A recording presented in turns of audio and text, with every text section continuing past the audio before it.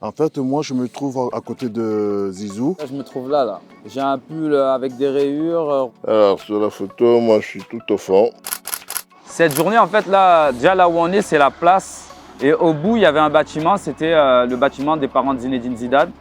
Un air de favelas, et c'est là, sur cette dalle, que Zizou a fait ses premiers pas, ses premiers dribbles. Quand j'ai pris cette photo, Zinedine Zidane, il n'avait pas encore percé, en fait. Sinon, il y aurait eu beaucoup plus de monde sur les photos. Je crois qu'il jouait à Bordeaux ou à Cannes. Parce qu'au début de sa carrière, il n'avait personne qui avait pensé à lui, qu'il allait être le plus grand joueur. Là. Bon, après, il se dit dans le quartier que son frère James était beaucoup plus fort que lui. C'est ce qu'il se dit. Alors, il faut dire que moi, quand je suis venu ici, bon, mon père, il avait un certain statut. Parce qu'il était médecin militaire. Après, quand il a décidé de rentrer au pays, c'est là où on a atterri à la Castellane. Je devais avoir 12 ans. Ce fut un sacré choc.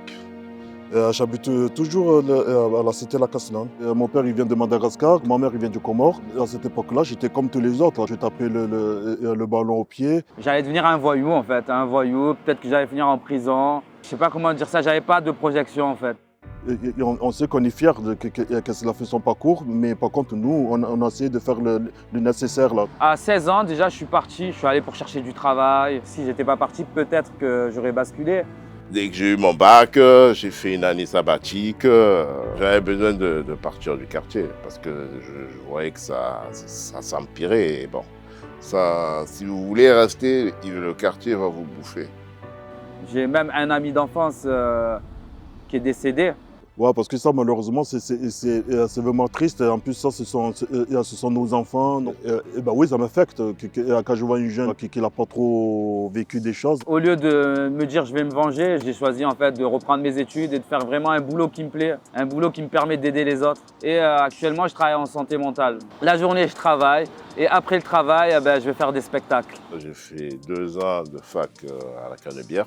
L'objectif, c'était de devenir avocat en droit de la santé. C'est là que je me suis plus investi dans le tabac avec mon ami d'enfance. Des regrets, oui, bon, peut-être de ne pas avoir fini mes études. Et le regret, j'ai aucun regret. C'est comme si que j'ai rempli ma mission. Je pense qu'avant, j'avais pris la place que la société m'avait donnée.